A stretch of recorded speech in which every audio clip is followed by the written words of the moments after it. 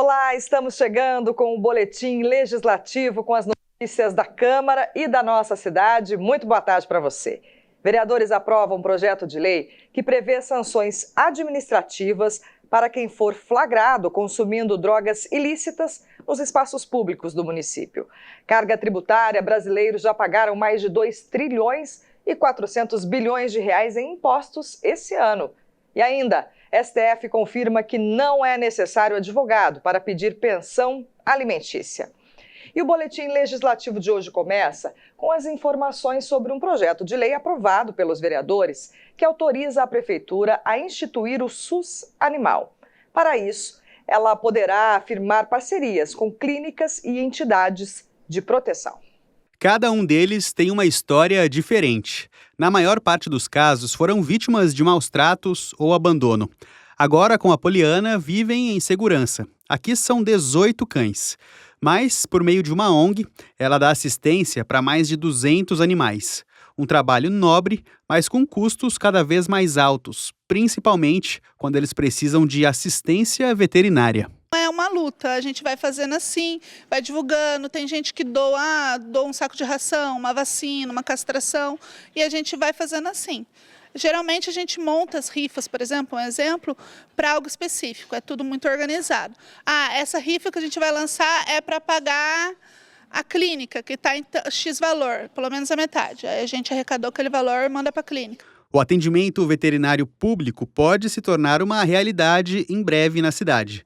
Um projeto de lei aprovado pela Câmara autoriza o Poder Executivo a instituir o SUS Animal, com assistência voltada para espécies domésticas e silvestres. Medida que, segundo esse médico veterinário, ajudaria no enfrentamento de uma série de doenças. Os animais de rua, de maneira geral, eles não têm um CPF, não têm dono, não tem ninguém responsável e eles podem causar grandes problemas na rua, né? Então, de maneira geral, pode ter problemas de saúde, problemas de pele, problemas de verminoses, problemas de pulga, carrapato, não tem um preventivo e isso faz com que os animaizinhos de rua, eles de uma maneira ou de outra, trazem esse desconforto todo até mesmo para a sociedade. O projeto aprovado estabelece regras.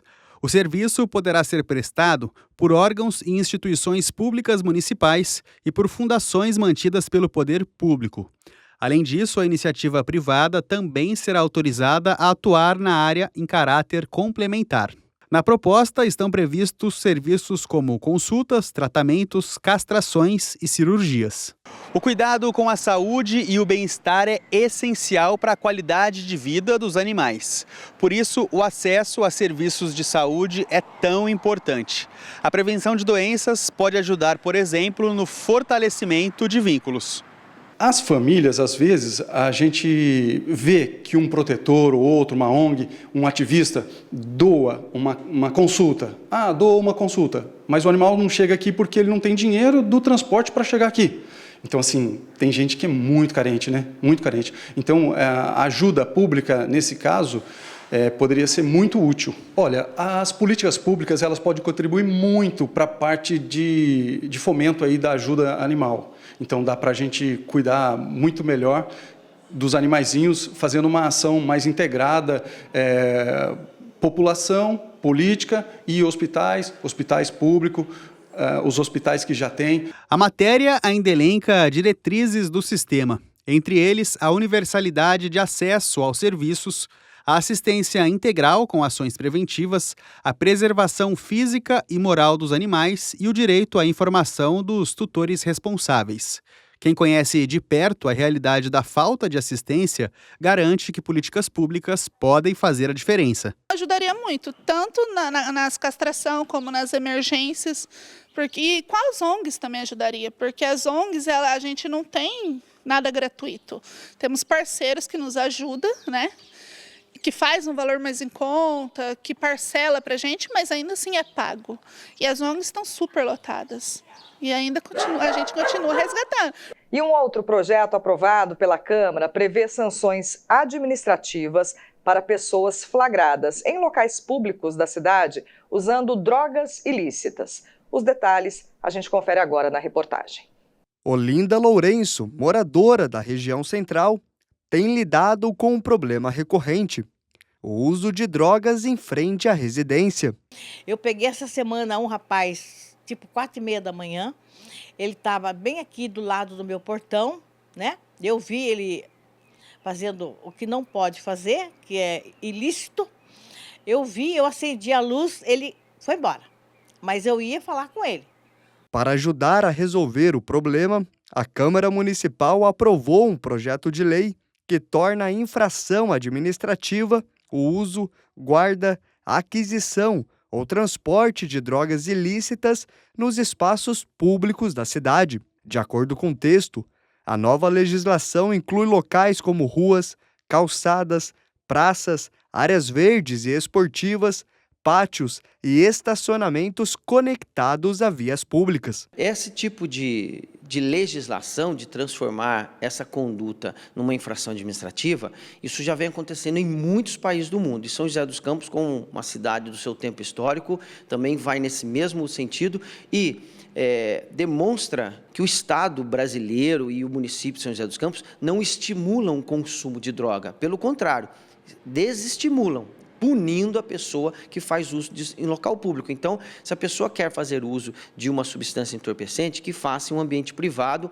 longe da vista dos demais, porque aí ela está gozando da sua privacidade, da sua intimidade, isso é um direito constitucional da pessoa. Agora, São José dos Campos desestimula, sim, punindo as pessoas administrativamente por consumirem isso em local público. Segundo a justificativa, a medida tem como objetivo promover a segurança da população e evitar a exposição dos moradores a cenas de uso de drogas, principalmente crianças e adolescentes. A lei ainda especifica que, para garantir a fiscalização, o município vai firmar convênio com a Polícia Militar, que será responsável por cumprir as medidas administrativas, como a aplicação de multas aos usuários.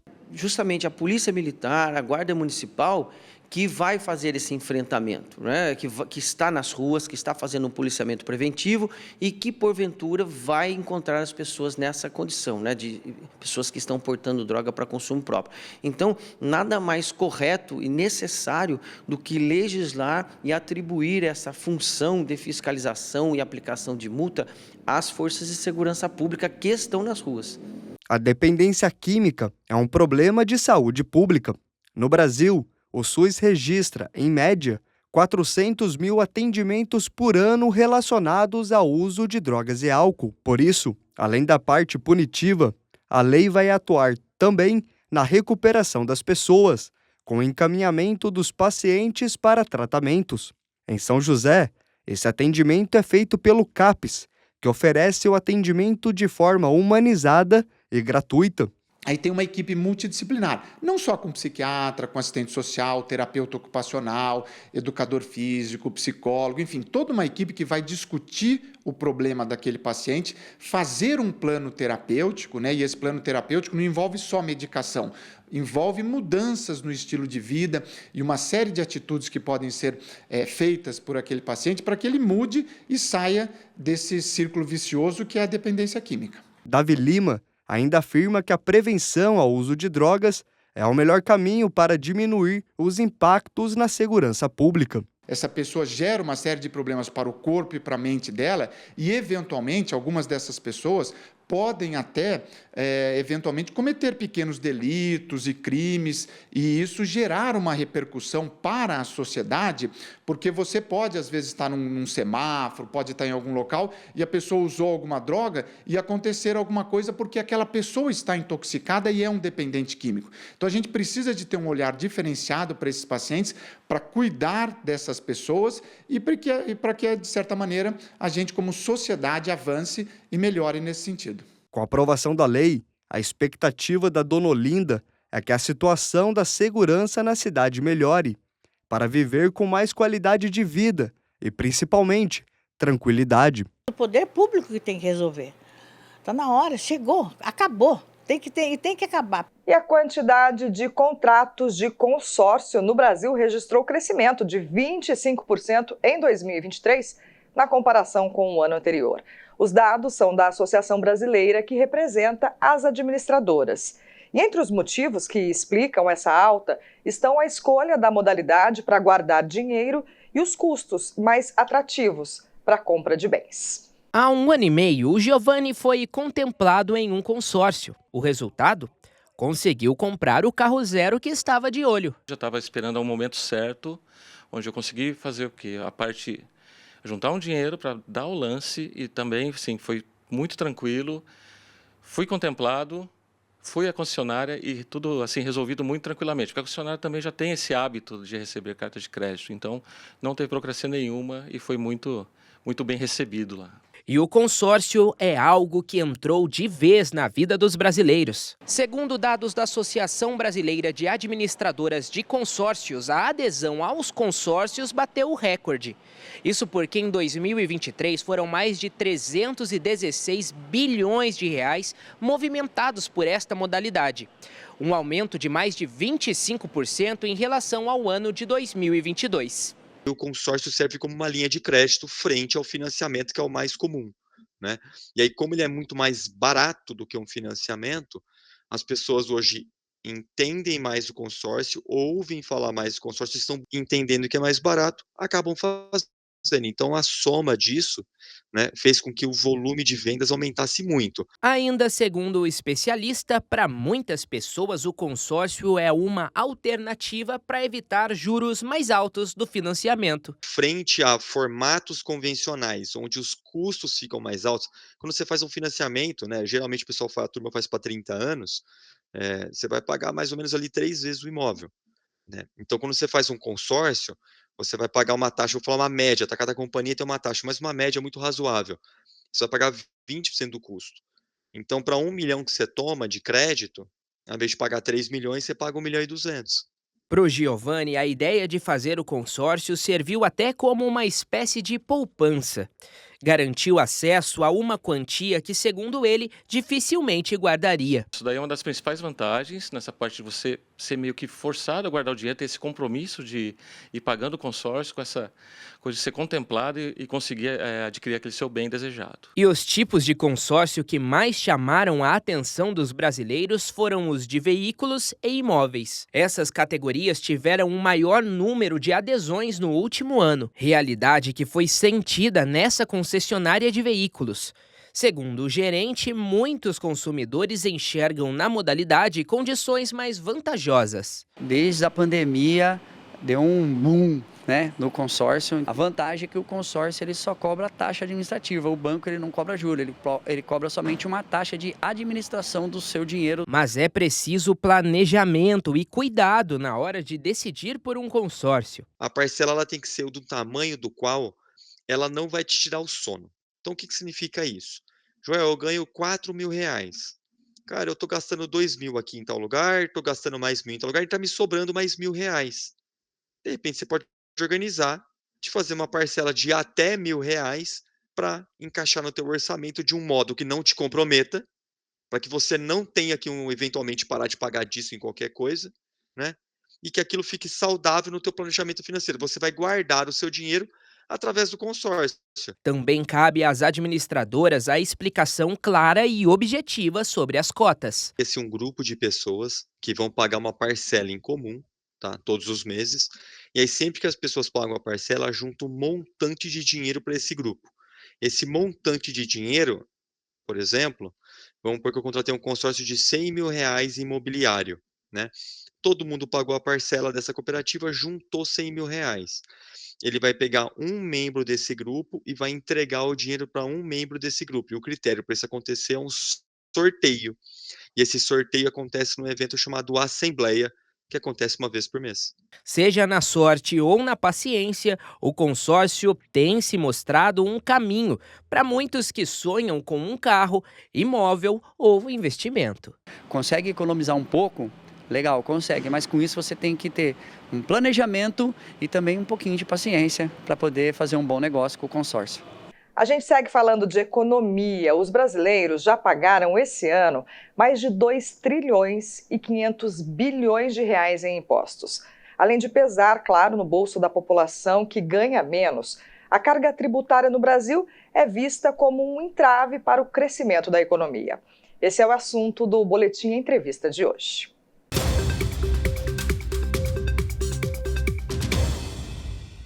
Olá, sejam bem-vindos ao Boletim Entrevista de hoje. Neste ano, o Brasil já arrecadou mais de 2 trilhões de reais. Este valor é o maior desde 2015 e é composto pela soma do valor pago pelas contribuições ao governo federal, estadual e municipal. E quem vai trazer mais informações para a gente sobre o assunto é o Rafael Espadoto, ele que é advogado tributarista. Rafael, uma boa tarde. O que provocou este crescimento dos impostos? Boa tarde, Paulo. Boa tarde, telespectadores. Mais uma vez, obrigado. Eu digo que é uma soma de fatores, um conjunto de fatores, porque se a gente for verificar, a arrecadação está sempre associada, obviamente, a uma atividade econômica, tá? Ou a uma atividade de renda ou a uma propriedade. Então, quando a gente olha para esse crescimento da arrecadação, a gente vai olhar para um aumento do consumo, para um aumento dos impostos de renda que as pessoas acabam pagando e também, muitas vezes, sobre um aumento dos impostos que acabam onerando, que acabam custando mais caro sobre a propriedade, como, por exemplo, IPTU, impostos que acabam sendo cobrados sobre um veículo, são impostos que isso acaba resultando. Então, o primeiro aspecto é esse, né? A gente consegue analisar aí uma retomada do crescimento econômico, e isso traz reflexos, isso traz consequências para o aumento da arrecadação, mas também existem outros fatores, por exemplo, a questão do aumento de fiscalizações que está sendo conduzido por muitos governos no Brasil, governo federal, governos estaduais e municipais também, e isso também tem trazido resultados para o aumento da carga tributária. E justamente, né, para a população, nessa parte do consumo, como que funciona também a cobrança de impostos em cima dos bens, dos serviços, dessa relação de consumo? Uma das principais formas de tributação das pessoas físicas é a tributação da renda. Então a gente todo ano acaba prestando declaração para a Receita Federal daqueles rendimentos que a gente ganhou no ano anterior, e isso daí é uma das formas mais simples de onerar o cidadão comum, como você e como eu, tá, Paulo? Mas também a gente tem também uma outra situação. Quando a gente compra uma televisão, quando a gente compra algum produto no mercado, né, seja no mercado físico ou mesmo pela internet, essa compra ela acaba também vindo com uma carga de impostos embutidas no preço da mercadoria. Então, no final das contas, quem acaba também pagando um pouco pelo valor do imposto é você e sou eu também, viu, Paulo? Porque quando a gente compra um celular, uma televisão, parte do preço é de impostos que acabam sendo embutidos nesse valor final. Então, a gente tem também uma situação nesse sentido do consumidor, das pessoas físicas acabarem pagando impostos sobre os produtos que acabam comprando no mercado. Perfeito. E sobre esse crescimento da arrecadação de impostos, como que eles voltam para a população, para a gente poder finalizar? Quando a gente olha para a questão do retorno para a população, a gente está sempre pensando na questão da prestação de serviços públicos. Então, se o Estado acaba arrecadando, a ideia e o ideal seria que ele oferecesse serviços públicos de qualidade. Por quê? Porque parte desses impostos são usados para custear o funcionamento da máquina pública. Mas existem alguns tipos de tributos que a gente fala que são específicos para atividades de saúde, educação. Então, nesse aspecto, tem alguns tributos que têm, digamos assim, um carimbo destinado para serviços de saúde, serviços de educação pública, mas a grande maioria é para funcionamento do Estado mesmo, os chamados impostos. Então, o imposto de renda, o ICMS, o valor do IPTU, esses valores eles são usados para custear a máquina em geral. Então, o retorno acaba sendo, digamos assim, talvez não muito percebido, porque normalmente a gente verifica que boa parte desse montante, desse bolo, ele acaba sendo usado para os custeios gerais da máquina pública. Perfeito, muito obrigado, Rafael, pelas explicações. Então é isso, o Boletim Entrevista fica por aqui. Devolvo aos estúdios, um forte abraço.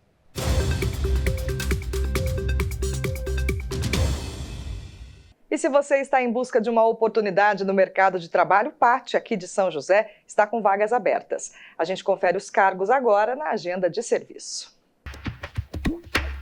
O PAT, Posto de Atendimento ao Trabalhador de São José dos Campos, tem oportunidade de emprego para ajudante de açougueiro, ajudante de carga e descarga de mercadoria, ajudante de eletricista, ajudante de embalador, armador de ferragens na construção civil, assistente de vendas, atendente de balcão, atendente de lanchonete, auxiliar administrativo, auxiliar contábil, auxiliar de cozinha, auxiliar de enfermagem, auxiliar de expedição, auxiliar de limpeza, auxiliar de manutenção predial, auxiliar de pedreiro, auxiliar de técnico de controle de qualidade, auxiliar técnico de refrigeração, babá, chapista de lanchonete, churrasqueiro, conferente de controle de produção, consultor, corretor de imóveis, cozinheiro, eletricista, eletricista de instalações, encanador, encarregado do setor de embalagem,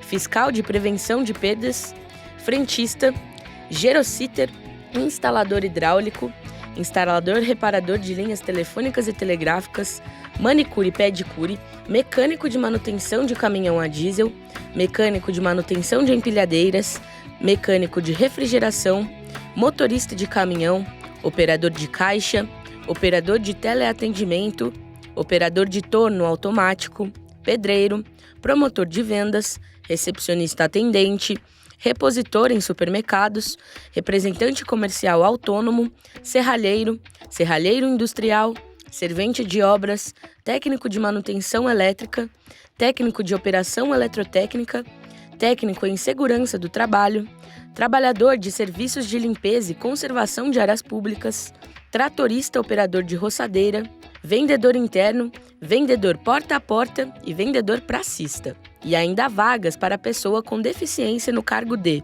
operador de telemarketing. Para se candidatar é fácil, é só comparecer ao PAT levando o RG, CPF, carteira de trabalho e o cartão cidadão. O PAT fica na Praça Afonso Pena, número 175, no centro. Por 10 votos a 1, o Supremo Tribunal Federal confirmou que não é necessário contratar um advogado para solicitar a pensão alimentícia. Na prática, fica autorizado que o pedido seja feito diretamente ao juiz.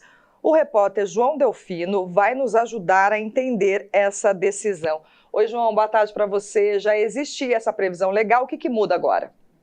Oi, Fran, boa tarde para você, boa tarde para quem está com a gente no Boletim Legislativo. Pois é, isso já existia, mas meio que agora vai começar a acontecer na prática. Para explicar para a gente, eu estou aqui com a Fernanda Fauler, que é advogada, e vai nos contar o que essa votação significa. Fernanda, essa votação no STF por 10 votos a 1, essa mudança, o que isso significa na prática? Boa tarde. Boa tarde. Bom, primeiramente é importante esclarecer que é uma votação que ela está consolidada, ou seja, foi decidida pelo Pleno do STF e não tem mais recurso. Então, ela já está valendo. Na prática, quer dizer que a pessoa vai poder ir até o fórum, falar que quer iniciar um processo de pensão alimentícia e aí vai receber um formulário para que ela preencha os dados necessários para iniciar um processo e assim, fazendo sem advogado, iniciando esse procedimento. Então, a pessoa ela vai poder ir até o fórum, vai poder, pelo menos na primeira audiência, não necessitar de um advogado junto com ela, né? Isso já acontecia, tem uma lei desde 68, é isso que você estava dizendo, mas agora vai começar a acontecer na prática. Isso, exatamente. Essa é uma decisão que adveio de um questionamento de uma lei que ela foi promulgada em 1968, que já dava o acesso, já estava previsto nessa lei esse acesso direto. Contudo, até então, sempre se dava através de um advogado ou através da Defensoria Pública. Agora, com essa decisão falando que essa lei realmente é constitucional, houve essa mudança em que a pessoa vai poder ir direto ao fórum e fazer esse pedido direto. E depois, se ela não tiver advogado, o juiz vai designar um advogado para acompanhá-la durante a ação. Mas a inicial vai ser sem a presença do advogado. E para tudo a gente tem os benefícios e malefícios, né, Fernanda? Vamos falar então primeiramente sobre esses malefícios, né? O que pode acontecer, alguma coisa prejudicial para as pessoas que vão solicitar e aí não tem essa presença do advogado? Quais são os problemas que isso pode causar? Olha, na minha visão, isso causa inúmeros problemas, porque a inicial é a parte de um processo inteiro mais importante. É onde a gente coloca as provas, onde a gente faz a defesa técnica do cliente. E com uma inicial que não seja tecnicamente boa, isso vai acabar acarretando uma série de problemas. Quando a gente entra na justiça, a gente quer resolver o nosso problema. A gente não quer carregar o nosso problema para sempre. E quando você faz um mau processo, um processo que às vezes tem defeito, que não consegue adimplir todo o direito que a pessoa precisa ter, ele acaba gerando ainda mais brigas. Então, eu entendo particularmente, assim como a OAB, que isso vai acarretar uma série de problemas para a parte. Ou seja, não é um acesso maior à justiça, acaba gerando uma precariedade da justiça. Mas tem algo positivo que a gente pode destacar, né? Você até disse que, em maior parte, é algo que vai acabar causando mais malefícios, mas essa decisão, né? O que muda, de repente, para tentar ajudar as pessoas? O fato da pessoa poder ir direto sem, ela acaba teoricamente tendo mais acesso à justiça, porque o advogado muitas vezes tem um custo. E aí ela indo direto, ela não teria esse custo.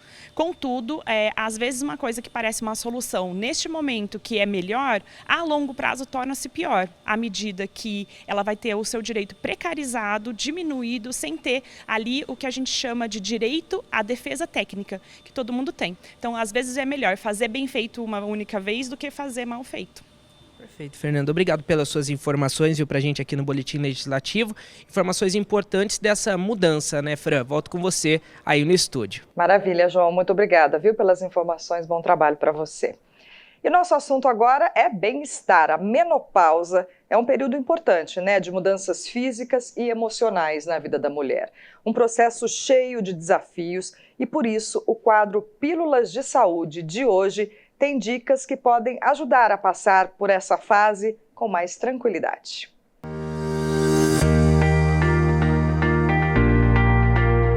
Olá, eu sou a doutora Denise Leal, ginecologista, e vim dar algumas dicas para vocês para ver como a gente pode diminuir os efeitos e os sintomas da menopausa. Primeira coisa, não existe um milagre, né? O médico vai te ajudar a fazer a parte dele, mas você, como mulher, tem que fazer a sua parte. Então, tem que dar uma virada de chave. Primeiro, comer comida de verdade. Evitar. A gente não vai ficar sem comer nunca uma tranqueirinha, mas fazer isso, gente, 1 ou 2 refeições na semana. O resto é comida de verdade. Arroz, feijão, verdura, legumes, frutas, diversificar esses alimentos e tomar água. Segunda coisa extremamente importante é fazer musculação. A mulher na menopausa precisa de musculação. A gente precisa de músculo para proteger a nossa parte óssea, porque a menopausa é muito comum a gente desenvolver uma doença chamada osteoporose. Isso é grave, pode ter risco de fratura, então é extremamente importante. A terceira coisa, melhorar seu sono. A mulher faz muita alteração de sono, claro que a gente tem medicamentos para isso, mas uma coisa principal é fazer uma higiene do sono. Reduzir, a gente trabalha demais, pôr um tempo de fim no nosso dia, tentar diminuir e desacelerar nosso pensamento. Toma um chá, respira devagar, eu gosto muito de óleo essencial que também ajuda, vai diminuindo, desacelerando para que a gente durma melhor.